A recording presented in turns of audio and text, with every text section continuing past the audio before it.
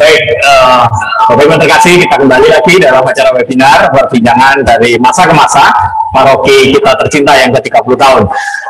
Bapak Ibu yang terkasih, perlu saya sampaikan juga di dalam advertensi atau iklan yang kami kirimkan kepada Bapak Ibu, di sana juga ada rencana, memang kami rencanakan Romo Carolus Jande itu ikut serta dalam pertemuan kita pada siang hari ini.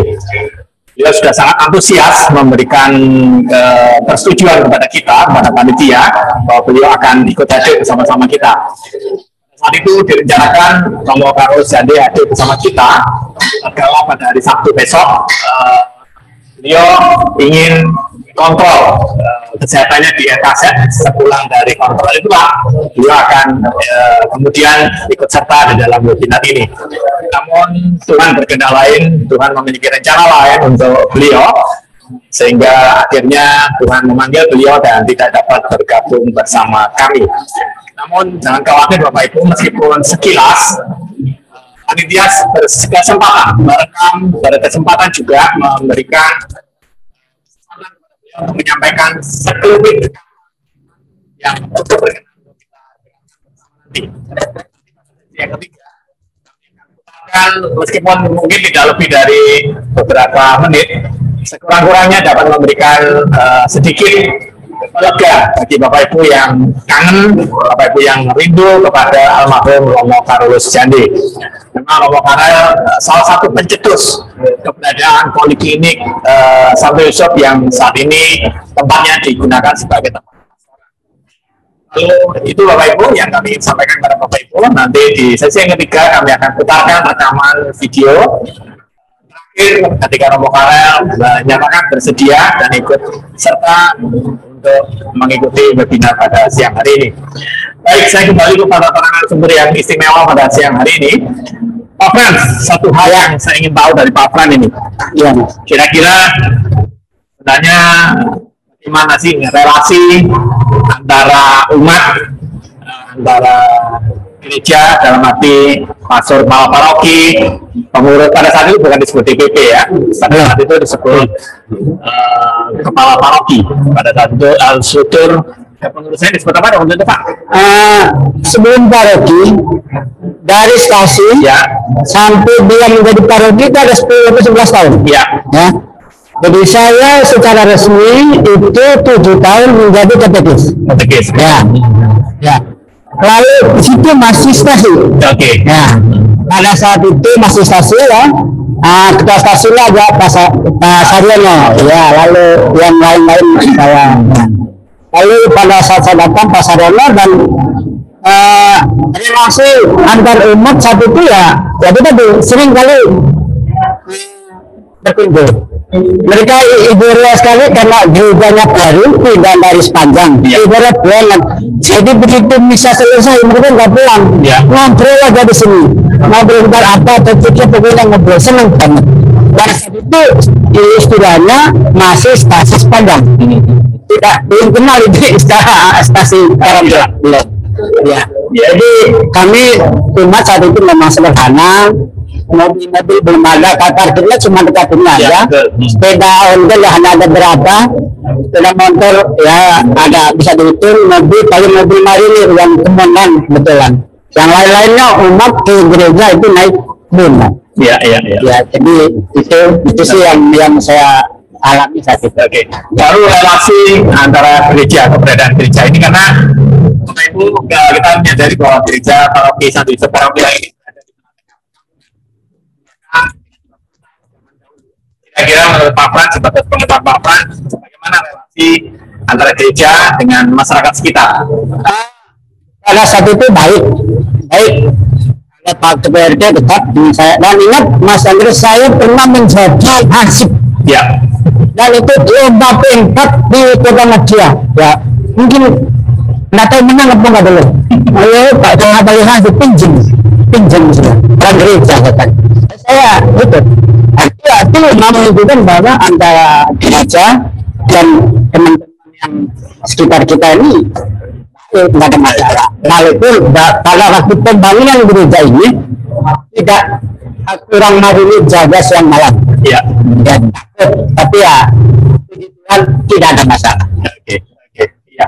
Menarik Pak Fran, karena memang relasi gereja tidak bisa lagi menjadi eksklusif, ya, tapi kita harus menjadi inklusif, sehingga keberadaan gereja dalam arti keseluruhan, mulai dari pastor, kepala paroki, pengurus paroki, umat bisa berinteraksi positif dengan warga sekitar gereja ini, karena memang keberadaan itu yang paling penting memang. Ya. Baik, Mas Karel, kira-kira tantangan apa Mas setelah mendengarkan paparan dari Pak Frans mengenai sejarah perjalanan dari masa-masa waktu dulu dengan gereja, keberadaan gereja di tengah perkampungan, lalu relasi gereja dengan warga sekitar, dan ini menjadi satu tantangan tersendiri bagi Mas Karel tentu ya, tidak mudah tetapi menjadi satu tuntutan tersendiri bagi Mas Karel agar ya generasi muda jauh lebih baik, jauh lebih terbuka dengan masyarakat sekitar. Kira-kira menangkap pesan ini apa yang ada dalam benak Anda, Mas Karel? Kalau sama masyarakat sekitar sendiri kayak karakternya sih kita sejak lama sudah berbuat baik sih, malah kayak kemarin aja pas pembuatan film anak-anak karakter itu kayak menawarkan diri kayak kalau kurang kita aja jadi warganya nggak apa-apa, kayak kalau misalnya jadi umat maksudnya itu yang bantu saling ke atas itu juga ada anak karakter ya, kita pas acara apa mesti undang anak karakter gitu. Kalau sekitar sih kita justru aman kok, baik. Ya, artinya tantangan itu terjawab Mas Karel ya. Jadi tantangan yang seharusnya bisa dilakukan, seharusnya begitu Mas Karel.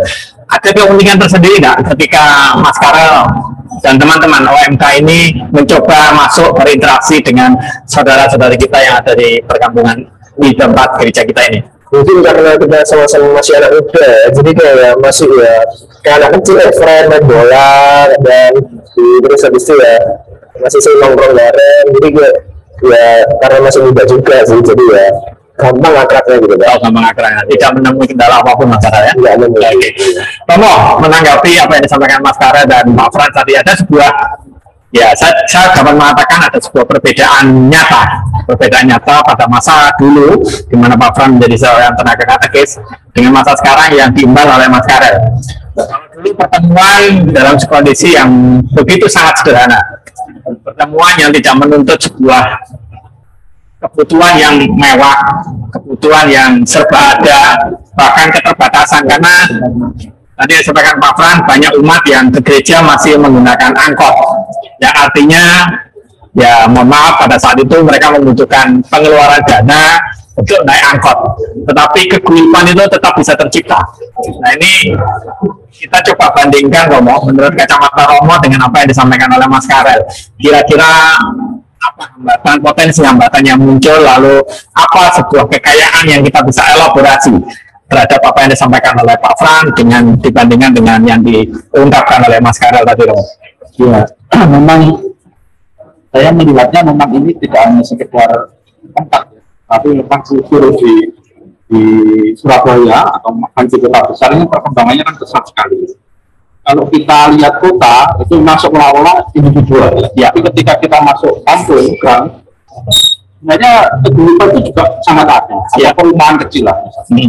Namun demikian memang tidak bisa dipungkiri bahwa budaya kita yang mengajak kita untuk semakin individual itu cukup kuat. Sehingga urusan biasanya kalau nggak ada urusan yang ngapain? Itu yang kadang akhirnya membuat umat kita enggan untuk bertemu. Ya. Karena ya kalau nggak ada urusan ngapain? Sehingga perlu akhirnya dibuat urusan. Dibuat urusan itu apa?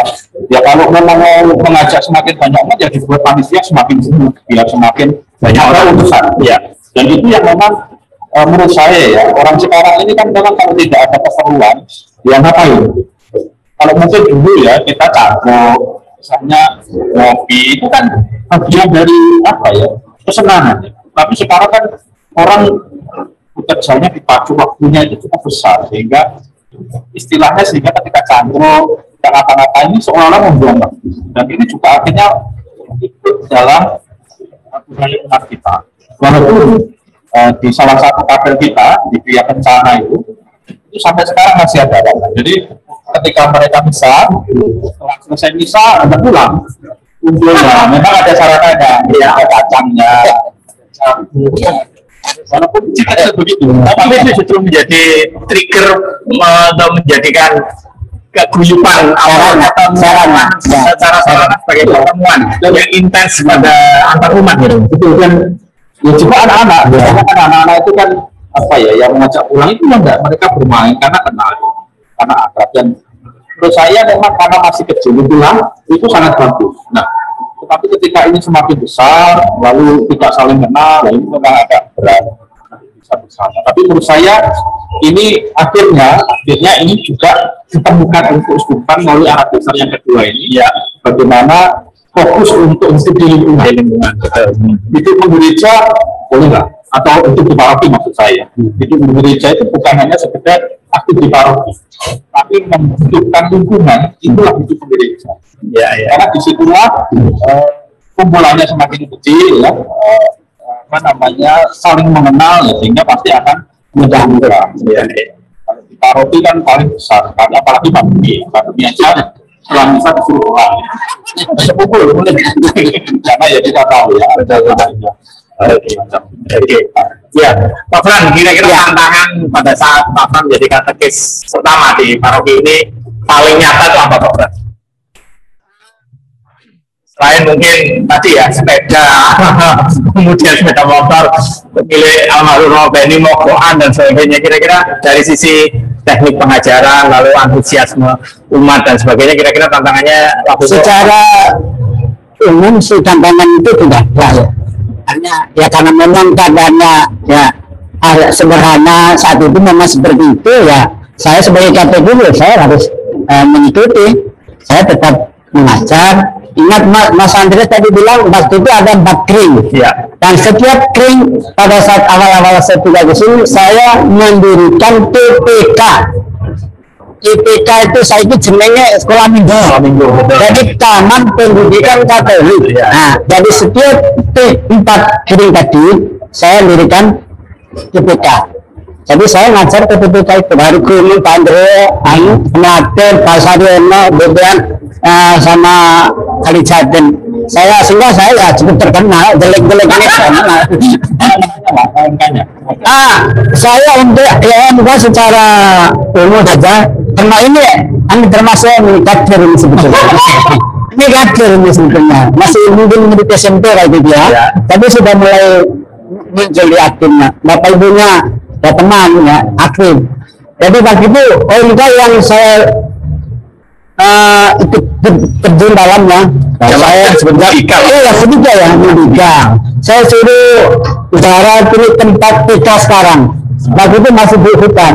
Sebelum SMA itu ada, saya sudah di situ. Karena saya minta masa kontrak terus. Walaupun yang paling keluarganya akhirnya dengan pendatang biasa rumah itu. Ya, yang sekarang TK. Allah itu. Itu masih nama rumah itu. 3 rumah di situ. Ada tulis surat penjaga, minta surat pembangunan rumah katekis dan pester. Tapi bangunannya seperti Katerina. Pinggir gaya. Jadi rumah pur waktu itu selain rumah stasi, dia juga rumah yayasan. Rumah yayasan. Dan ingat perlu dipahami bahwa selain beli tanah ini Romo Bibio, dia juga beli tanah yang untuk SMA itu, sama poliklinik, sama dan rumah-rumah yayasan situ. Nah, saya ada di sana rumah. Jadi saya tidak ya karena sebagai satu itu memang seperti itu ya, saya juga ya tentu mengikuti situasi saat itu. Ya. Baik, terima kasih Pak Fran. Baik, Bapak Ibu, panitia sudah ada pertanyaan yang masuk kepada kami. Saya bisa lihat, cek dulu untuk pertanyaan kepada Romo nih.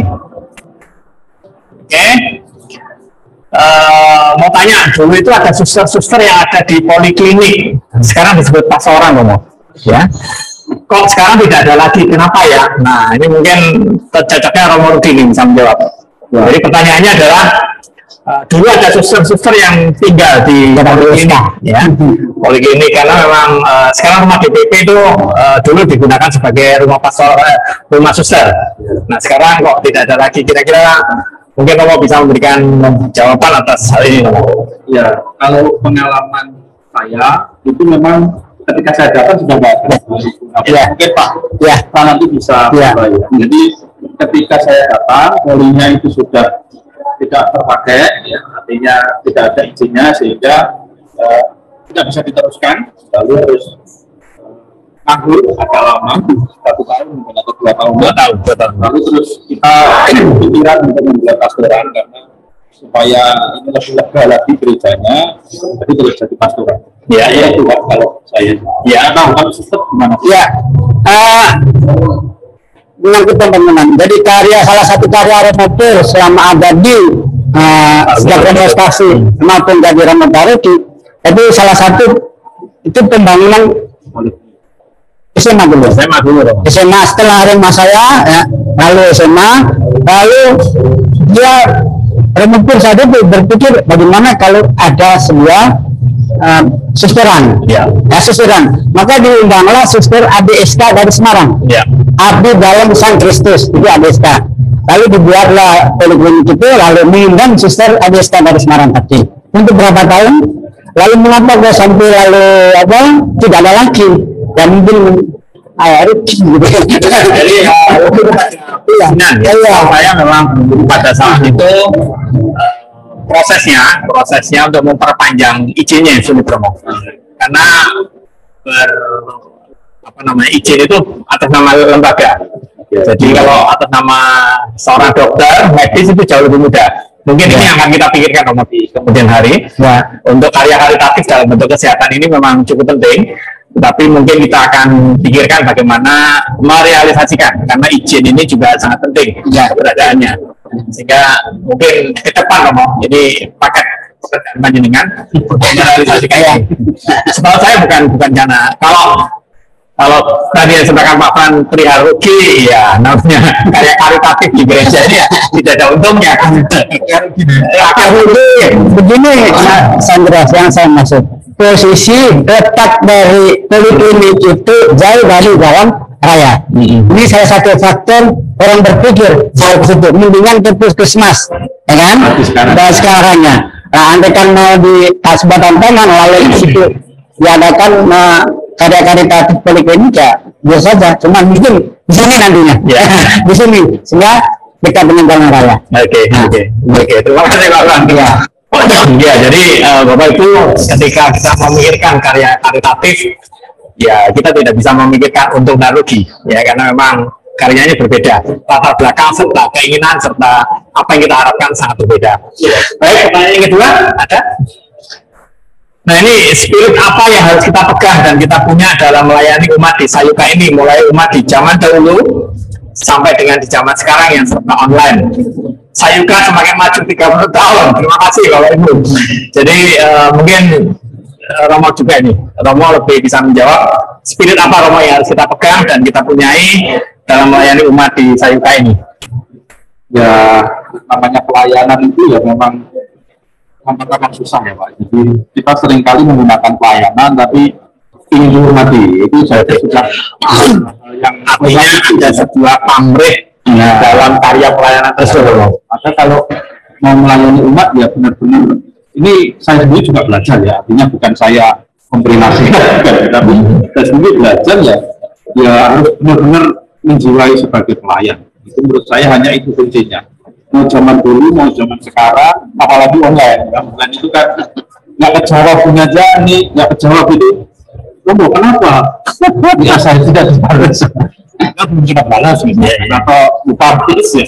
Tapi bagi saya ya, yang penting kalau pelayanan itu ya komunikasi. Kalau komunikasinya lancar, tahu sama tahu, itu pasti akan lebih mudah. Saya tidak ada umat yang sulit. Yang sulit itu ya komunikasinya saja. Karena kalau ada umat yang sulit, mungkin komunikasinya belum pas. Ya.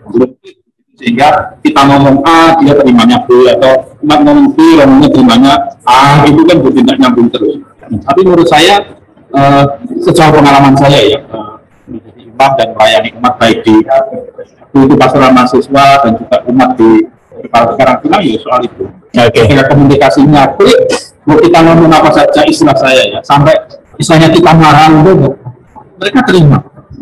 Tapi kalau komunikasinya nggak jalan, ya kita ngomong apa saja juga mereka nggak nyambung. Berarti kunci keberhasilan sebuah karya pelayanan salah satunya karena komunikasi itu. Betul. Komunikasi yang efektif ya namanya. Dan makanya saya akan minta komsos kita ini untuk menjadi jembatan itu supaya nanti bisa ya benar-benar sampai umat ya gitu supaya nanti semakin gampang. Nah ini cukup menarik Romo. Saya pengen mengelaborasi Mas Kara sebagai generasi muda.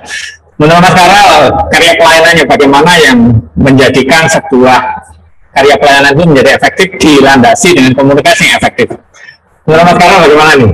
Karena kan pasti berbeda dengan kami kaum usul dengan Anda yang sekarang kaum milenial seperti ini. Anak muda sih dengan cara menyampaikan informasinya sih Pak, ini semakin asik pembawaannya, semakin gimana ya semakin anak muda itu semakin kayak dengerin malah. Itu yang terlalu serius itu malah itu malah wah itu malas juga biasanya. Jadi yang agak selengean gitu Mas Kara. Oh ya bukan selengean, bercanda. Oke. Lalu membedakan antara itu candaan dan serius serta beban yang harus di-deliver bagaimana Mas? Saya kira sih kayaknya bisa kok. Informasi yang berat kita sampai dengan premis yang berat itu masih bisa disampaikan. Oke. Tapi itu justru menjadi lebih efektif di kalangan anak muda ya Mas? Oke. Jadi begitu Bapak Ibu yang menyampaikan pertanyaan, jawaban spirit apa yang harus dipegang. Intinya adalah spirit pelayanan itu harus didasari oleh komunikasi yang efektif dan karya pelayanan yang tulus ketika Bapak Ibu mendapatkan karya pelayanan yang harus dijalankan. Selanjutnya, pertanyaan berikutnya. Nah ini mengingat luasnya paroki kita tercinta, apakah ada rencana untuk pemekaran paroki dalam 5 tahun ke depan untuk mengoptimalkan pelayanan? Ya, sejauh saya tahu memang sudah ada rencana-rencana ke sana, namun supaya resmi ini kewenangan Romo Rudi juga ini. Kewenangan Romo Rudi untuk menjawabnya, kita memang sudah berencana untuk mengingat luasnya paroki kita, sudah ada rencana-rencana itu. Mungkin Romo Rudi secara eksplisit Romo kali ini sudah muncul pertanyaan dari umat-umat kita bisa memberikan jawaban atas hal ini. Ya, memang kalau perkembangan paroki di Keuskupan Surabaya cukup besar. Saya penyebaran di kota Surabaya sendiri itu cukup, ya menurut saya tadi cukup membuat kita kadang-kadang sebenarnya ledakannya itu yang cukup besar. Maka Keuskupan juga sedang merencanakan Agustus nanti Krian itu jadi paroki, maka pasti sebagian atau bagian tertentu dari wilayah Karangpilang ke sana. Karena di Krian itu sekitar 3.000-an kakak atau 3.000-an umat. Sehingga mungkin dengan ketambahan dari kita bisa sampai 5.000 ya, sampai wilayah ke selatan sana. Mungkin yang sudah mungkin dengar dari wilayah B, ya program ini juga dari wilayah B, itu nanti akan masuk ke sana. Cuma memang ini butuh ya kalau namanya wilayah ya penataan ya supaya nanti memang benar-benar bisa jadi satu menjadi paroki gitu ya. Lalu sebelah utara dekat Kudus juga akan ada pemekaran. Lalu memang dari paroki sendiri tidak ada pemekaran karena memang sudah ada 2 paroki terdekat yang sedang memekarkan diri. Nah itu yang akhirnya nanti pasti karena muncul paroki baru pasti akan wilayahnya akan istilahnya menarik dari paroki yang terdekat. Pertama memang soal efektivitas saja. Jadi bukan soal biasanya umat itu kan kalau dipecah tuh ini saya kehilangan 1 juta. Hilang pacar mungkin. Karena pacarnya ganti wilayah. dengan teman. Ganti teman. Hanya wilayah administrasi saja, tetapi secara hidup gereja tetap sama. Karena nanti kan tarian kita arahnya kan ke lingkungan ya. Lingkungan itu semakin gereja itu semakin di lingkungan, itu istilahnya. Ya, walaupun tetap di gereja ya tetap ke gedung. Tapi itu gereja memang lahir muncul di lingkungan itu. Dan mereka tidak lagi namanya menggereja kayak apa enggak, karena lingkungannya sendiri sudah bagian utuh ya dari gereja. Oke, gitu Pak. Bapak Ibu, jadi saya tegaskan kembali kepada Bapak Ibu bahwa rencana pemekaran atau lebih kepada pengembangan paroki kita tercinta dalam waktu dekat memang di bulan Agustus saat kuasi Krian resmi menjadi paroki Krian. Saudara-saudara kita termasuk Pak Fran ini yang tinggal di wilayah G itu sebagian besar juga akan dialihkan ke Kenya. Ya, bukan eksodus Pak, dialihkan supaya lebih efektif dalam karya pelayanan apapun-nya. Jadi bukan diusir Pak, bukan diusir. Jadi diutus berkarya di tetangga di paroki baru. Itu yang jelas Bapak Ibu. Lalu rencana ke depan lagi adalah nanti dengan berkembangnya paroki Santo Yakobus yang notabene berusaha untuk mendirikan stasi baru di daerah Menganti. Jadi mau tidak mau nanti juga ada sebagian kecil atau mungkin sebagian besar dari wilayah paroki kita juga akan kita utus berkarya di paroki Yakobus. Itu kira-kira. Jadi rencana-rencana itu sudah ada. Ya. Baik, pertanyaan berikutnya. Saya Bu Elizabeth dari lingkungan G5, izin usul alangkah baiknya para sesepuh atau pendiri gereja Sayuka diabadikan agar kita bisa mengenal dan mengerti. Baik Bu Elizabeth, saya mewakili teman-teman akan saya usahakan, moga-moga dalam waktu dekat kita akan bisa mendapatkan ini semua. Kebetulan memang saya berada di paroki ini sejak tahun 77 ya. Saya memang bersama-sama Pak Frans ini, diantaranya adalah ketika Pak Frans masih di stasi ke Sepanjang, saya juga sudah aktif sampai dengan di paroki ini, sehingga sebagian besar saya masih bisa mengenal para sesepuh dan pendiri gereja Sayuka ini. Kami akan coba pikirkan bagaimana agar semua ini bisa direalisasikan. Terima kasih Bu Elizabeth atas masukan dan usulannya kepada kami. Pertanyaan selanjutnya, pertanyaan terakhir pada sesi yang kedua, nanti kita akan bersama-sama di sesi yang ketiga dan keempat. Pertanyaannya adalah apa yang Pak Frans lihat yang masih tetap sama dan tetap dipertahankan dari paroki Sayuka 30 tahun yang lalu dengan tahun sekarang Pak Frans? Ini jadi dulu sampai sekarang tetap sama gitu Pak Frans. Kira-kira apa Pak Frans? Ya sepertinya seperti saya ini kan ya pancet ya. Iya kan pancet ya. Dari apa yang dipertahankan? Ya memang. Jadi ya semangat, dari spirit ya, semangat dari dulu sampai sekarang itu kalau bisa semangatnya itu semakin ditambahkan. Nah, sekarang saya lihat sekarang semangat umat itu seperti dengan pemekaran lingkungan dan kemauan umat untuk berkumpul hidup sekali ya di lingkungan itu korpornya hidup, semangat doanya selalu ada. Itu saya kira itu ya, dulu sih tidak ada tapi kan disebutnya kecil sedikit. Sekarang kok semakin baik dan itu harus dipertahankan sampai nantilah. Baik, terima kasih Pak Fran. Jadi demikian Bapak Ibu pertanyaan dari sesi yang kedua sudah kami akhiri. Nah Bapak Ibu yang terkasih, nanti panitia akan menetapkan siapa pemenang dari dompet atau pertanyaan yang diberikan kepada kita, dan kita harapkan nanti kita bisa mengelaborasi pertanyaan-pertanyaan yang Bapak Ibu sampaikan kepada kami. Baik, Bapak Ibu, sebelum masuk pada sesi yang ketiga, kita akan beristirahat sebentar untuk mengikuti sejenak supaya kita tidak terlalu capek. Silakan Bapak Ibu tetap berada di tempat Anda untuk mengikuti sesi yang ketiga dan sesi yang terakhir di sesi yang keempat. Terima kasih Bapak Ibu, selamat menikmati apa yang akan disampaikan oleh teman-teman.